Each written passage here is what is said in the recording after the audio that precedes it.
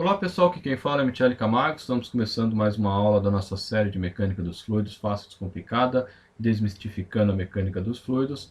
Essa é a aula 29, onde o título é Obtendo a forma para cálculo de uma força de um escoamento sobre uma superfície. O que é isso? É a gente obter a força que vai ser gerada numa superfície em função de um determinado escoamento. Esse assunto faz parte aí da equação da quantidade de movimento. Qual que é a aplicação desse assunto? Uma delas a gente pode estar aplicando para o dimensionamento de suporte de escoamento, né, de tubulações, aonde eu preciso que a tubulação fique na posição que ela está, né? Então eu vou estar utilizando esse recurso. Outro também nas máquinas de fluxo para identificar aí qual é a força que age sobre as pás do rotor, né, que vai gerar ou vai extrair energia do fluido, né? Bom, vamos lá então. O que a gente já falou aqui, né, em termos de mecânica dos fluidos? Conceitos, propriedades, estática, regime permanente, regime não permanente, escoamento laminar, turbulento, número de Reynolds, trajetória, linha de corrente, vazão em volume, massa em peso, velocidade média na seção, equação da continuidade, equação de Bernoulli, equação da energia e agora a gente está falando de força sobre o escoamento, né, e agora, né, que é a equação da quantidade de movimento, que foi a aula anterior, e agora a gente vai determinar a equação final, porque a gente vai estar utilizando aí dentro desse assunto para a determinação aí, de forças sobre a superfície, que é o que mais interessa do ponto de vista de aplicação. Bom, vamos lá. O que a gente falou na última aula? A gente chegou, né, depois do desenvolvimento, que força resultante é a vazão em massa vezes ΔV, né, que é o V2 menos V1, ou a velocidade da seção de saída menos a velocidade da seção de entrada. E a gente também falou que a força tem a mesma direção do ΔV, então a gente fez até a somatório das forças, né? Fez a adição de forças ali, V2 menos V1, para obter o ΔV. A aplicação das forças, da força é justamente na intersecção entre os prolongamentos das direções dessas forças em 1 e 2. E a equação permite a gente calcular a força resultante que age entre 1 e 2, né? Só que, como eu venho falando, né, não é o que interessa de fato. O que interessa é obter a força que o fluido exerce na superfície e não o contrário, né? Então é isso que é o objetivo desta aula agora. Bom, vamos lá. Voltando àquela mesma figura, o que nós temos? Né? Nós temos esse conduto, esse sistema, esse volume de controle, né? O conceito que vai dar na mesma. Eu tenho a entrada, que é a seção 1, eu tenho a saída, que é a seção 2. Entre 1 e 2, eu vou ter algumas forças de atuação. A força de contato ou de pressão, né? Então a pressão lateral desse conduto. Eu vou ter as tangenciais ou de cisalhamento em função das forças viscosas. Então a gente lá na aula 2 ou 3 a gente fala sobre viscosidade, a lei de Newton da viscosidade. É sempre no sentido oposto, né? Então o escoamento acontece de 1 até 2, por isso que a seta está no sentido oposto aí em verde. Também a gente tem as forças gravitacionais ou de campo, que é em função da gravidade, que é a força-peso. Aqui eu estou usando o W, tem hora que eu uso o G, né? É a mesma coisa. E eu uso assim justamente para mostrar a nomenclatura entre os livros que existem disponíveis. Só lembrando que pressão é força dividido por área, então a força vai ser pressão vezes área. Então toda vez que eu tenho a pressão atuando numa área, isso vai gerar uma força. Isso a gente vê lá em estática, tem até as comportas, né, onde a gente estuda a parte de comportas para cálculo de forças em comportas. Na seção 1, o que acontece? A pressão a montante, o que é montante? É antes, né? Então, a pressão que eu tenho antes, ela empurra o produto para dentro do meu conduto aí em azul, ou a área que eu estou analisando, né? Então, esse azul pode ser o volume de controle, a área que eu estou analisando. Então, o que está montante é o que está antes, empurra o produto que está no escoamento para dentro da minha área de análise. Na seção 2, a pressão jusante é o termo para dizer que é depois, né? Então a gente costuma até falar, né, no sistema de turbinas de uma usina hidrelétrica, você tem o reservatório a montante, que é antes da turbina, que é o reservatório que tem a energia acumulada, potencial, e você tem um reservatório a jusante, que é depois da turbina, que é seria o reservatório de remanso, ou enfim, que vai voltar para, né, vai deixar de ser reservatório e vai voltar a ser um leito de rio, por exemplo, né? Bom, então essas são as forças. O que a gente vai convencionar? Que o vetor, a gente vai precisar de um vetor unitário. Ao invés de a gente ficar trabalhando com a força, a gente vai determinar um vetor unitário que vai nos dar a direção indicativa ali do momento, da situação, e ele sempre é para fora, né? Então essa é a convenção. A maioria dos livros que eu conheço, o vetor unitário é para fora. Eu desconheço algum livro que trabalha com o vetor unitário no sentido oposto, né? Se pode haver, porque é uma convenção, cada um usa o que mais acha conveniente. Bom, então o N1 é voltado para fora, indicado para baixo, né? O N2 é já indicado para cima, inclinado para cima, é também o vetor unitário, que é para fora sempre das seções que eu estou considerando, entre entrada e saída. Então eu vou ter, né, a força 1 empurrando, né, a força que está jusante, ou seja, a pressão, né, do produto que está a montante, ou seja, está antes da minha seção 1, empurrando. Isso eu posso escrever como menos P1 área 1 N1. Da onde vem o menos? Vem porque o meu vetor, estamos trabalhando com o vetor aqui, do lado, ele tem a direção oposta do que eu disse que é positivo. Quem que eu disse que é positivo? É o N, né? Então eu estou fazendo com relação a N. Isso a gente fala em estática, tem umas aulas disso também, aonde o vetor unitário N, o vetor F, no caso, eu posso determinar ele como seu módulo. No caso, o módulo de F é pressão vezes área, vezes o vetor unitário. Nesse caso, como ele está no sentido oposto, vem o menos e o vetor unitário N1. Isso é muito usado em estática também.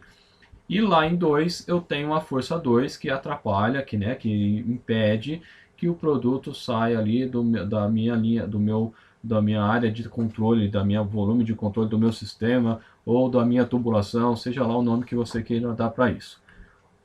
E isso também eu posso escrever como menos P2 área 2, que é a força, o módulo da força, e o vetor unitário N2. O menos também é porque ele está oposto ao que eu disse que é o vetor positivo, ou a direção positiva.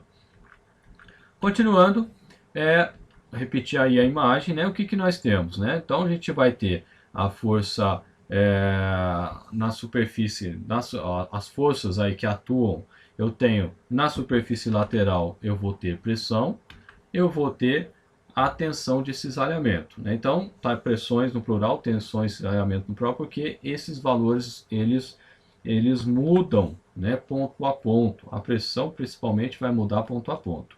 A tensão de cisalhamento está ligado diretamente com o diâmetro do tubo, né? Então, isso também, por isso que eu falo que muda ponto a ponto. A gente desenvolve isso lá na aula da lei de Newton da viscosidade. Se você tem dúvida, é só você voltar lá. É sempre no sentido positivo, oposto ao escoamento, por isso que está a seta indicada para baixo inclinado, né?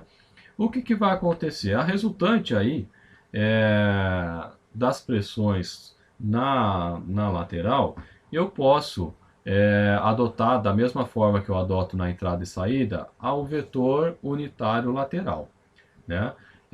E ele também vai ser para fora porque eu estou usando a mesma convenção. Essa pressão agindo numa força, numa área infinitesimal, eu vou até mostrar aqui a minha área infinitesimal, coloquei uma área qualquer, né? Não coloquei nem quadrado, né? Porque pode ser qualquer coisa, né? Para deixar genérico. Então a força, a pressão que age nessa área infinitesimal vai gerar uma força infinitesimal. Por que eu trabalho com infinitesimal? Porque trabalhando com infinitesimal, eu tenho que trabalhar com infinitesimal porque muda ponto a ponto. E aí quando eu quero chegar no global, eu faço a integral dessa forma. Então eu tenho que saber como que isso varia e aí eu obtenho o resultado final aplicando o integral. No caso aqui, a força infinitesimal num determinado ponto, que eu estou chamando de df linha S', vai ser igual, então, menos a pressão lateral, que é o P-lat, vezes o vetor unitário lateral, que é o N-lat, vezes a área infinitesimal, que é o dA-lat, que está aí escrito, né? Mais a tensão de cisalhamento, vezes a mesma área infinitesimal, que é o dA-lat, que está aí escrito. Se eu integrar isso aí, agora está genérico, o que eu vou obter? Ao invés de eu obter o df, eu obtenho o f total. Então, o fs' vai ser igual, então, a integral, só vou repetir o que está em cima, aplicando integral. Então, a integral de menos a pressão lateral vezes o vetor unitário lateral vezes a área lateral, infinitesimal, né, porque está dentro ainda da integral, mais a integral da tensão de cisalhamento vezes a área infinitesimal, né, o dA-lat que está aí. Bom, e daí, né? Continuando, antes da gente continuar, só um recadinho, né? Gostaria de lembrar vocês que se quiser baixar o material dessa aula, basta clicar no link abaixo. Você recebe um e-mail com o link lá do Google Drive. E aí é só você clicar e baixar o que você quiser lá, né? Basta você salvar uma vez, né? E baixar assim que à medida que você for querendo. O segundo recadinho, se você quiser fazer parte lá do nosso grupo no Facebook, onde a gente discute, distribui material, né? Há contribuições das pessoas, basta você clicar no link, será direcionado para lá. Se você precisar de área de aula particular ou de consultoria, a gente também presta esse serviço, só entrar em contato com a gente aí. E por fim, se você quiser fazer uma contribuição para nós, né, do canal, para que a gente possa dedicar mais tempo aqui, você pode fazer isso via PagSeguro, também tem um link aí que direciona lá para a página, ou via transferência bancária. Aí é contigo o valor que você quiser, se você quiser também, né? Bom, continuando aqui, então a equação da quantidade do movimento vai ficar a força S' vai ser igual à integral, né, da pressão lateral vezes o vetor unitário lateral vezes a área lateral, mais a tensão de cisalhamento vezes a área infinitesimal. Então eu repeti aqui só para a gente lembrar como é que é a fórmula que estava na tela anterior. Então o que a gente faz, né? Se a gente pegar o que a gente tem aqui? A gente tem todas essas forças infinitesimais atuando aqui no meu sistema. Eu posso transformar isso tudo em 3, 4 forças, né? As forças de entrada e saída que eu tinha inicialmente, a força peso e todas essas forcinhas infinitesimais que é composta por uma parcela da tensão de cisalhamento mais a pressão normal na força Fs'. E aí com isso eu tenho, fica mais fácil da gente estar trabalhando. Bom, na sequência, o que a gente tem? A gente tem que a força resultante de qualquer sistema, então isso lá na estática a gente faz isso direto, é a somatória de forças, né? Então eu tenho a força, várias forças atuando neste meu sistema. Se eu fizer a somatória de forças, eu vou obter a minha força resultante. No caso, quando é estático, né, a força resultante é igual a zero. Nesse caso não vai ser, porque vai ser uma força diferente de zero, e é essa força que eu preciso identificar para poder tomar ações necessárias que a gente já comentou aí nos comentários iniciais. Bom, então como que vai ficar? A força resultante vai ser então a força, pegando aquela figura, a figura ao lado, vai ser a força na superfície, o Fs', mais a força na entrada, que é o menos P1, área 1, N1. O menos, de novo, vem porque o vetor unitário é para fora e a força está no sentido oposto. Mas vem a outra força, que é menos P2, área 2, N2. Só é menos, de novo, porque o vetor unitário 2 é para fora e a força está no sentido oposto. Mais a força-peso, né? Como eu disse, às vezes eu uso W, às vezes eu uso G, depende do livro, né? Usa um ou outro, então eu sempre faço essa alternância para chamar a atenção e você não se perder caso você vá olhar no livro algum autor que usa uma outra nomenclatura. Mas o que nós identificamos na aula anterior, que eu repeti na primeira tela dessa aula? Que a força resultante, ela é a vazão em massa vezes o ΔV, o V2 menos V1, ou seja, o V final menos o V inicial, que eu chamei de equação 1. Então, se eu colocar aqui no lugar da força resultante, vai ficar a fórmula. Força na superfície linha, o Fs linha, mais menos P1 área 1 N1, que é o vetor unitário, mais, menos, o mais de fora, o menos é da forma, menos P1 área 1 N2, mais G igual a M vezes V2 menos V1, ou seja, a velocidade final menos a velocidade inicial. Levando em consideração que o que interessa é a força de contato com a superfície, eu vou isolar ela aqui.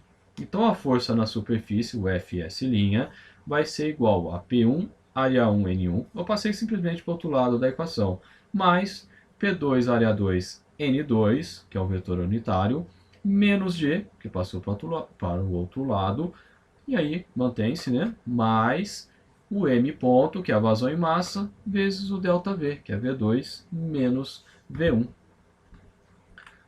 O que a gente tem então? Que a equação da quantidade de movimento, ela na prática, essa força que a gente desenvolveu agora, é a força que lá na superfície. Mas o que interessa para a gente é a ação da força do fluido em escoamento sobre a parede. Então, o desenvolvimento que nós fizemos, a força que a gente estava considerando era a força no fluido. E mais o que interessa para a gente é a força na superfície. Então, o que a gente faz? Por ação e reação, se o fluido age na superfície, a superfície age no fluido. Então, a força na superfície, que é do fluido exerce na superfície, que eu vou chamar de Fs, é igual a menos Fs'. Por isso que eu estava usando esse linha, para no final aqui a gente obter a fórmula final, que vai ser então a força na superfície, vai ser igual, então, eu peguei a fórmula anterior e multipliquei por menos 1. Então fica menos, abri o colchete para ficar tudo lá dentro. Poderia ter multiplicado também, não tem diferença nenhuma, mas vai ficar menos, abre o colchete, P1 área 1 N1 mais P2 A2 N2 mais M ponto, que é a vazão em massa, vezes a velocidade a V2 menos V1, né, que é a diferença, o ΔV, mais o G. Né, antes estava menos G, ficou mais G. Né, então, aqui com relação à questão vetorial, se eu quiser multiplicar por menos 1 e já colocar lá G menos, menos, menos, também não tem problema nenhum, aí é só álgebra, né? Não tem problema nenhum da gente trabalhar dessa forma aqui, né? Bom, pessoal, chegamos ao final. Espero que vocês tenham gostado. Se gostou, compartilha, dê um joinha. Se quiser, se inscreva no canal. Se quiser receber novidades via WhatsApp, manda eu quero para 11 984 82 7250. Não esqueça, se for comprar alguma coisa, entra na nossa loja, compra aí, é confiável, é do Magazine Luiza, não tem rosco. Contatos via Facebook, WhatsApp, e-mail, da forma que você achar conveniente. Beleza, pessoal? Um abraço e até a próxima.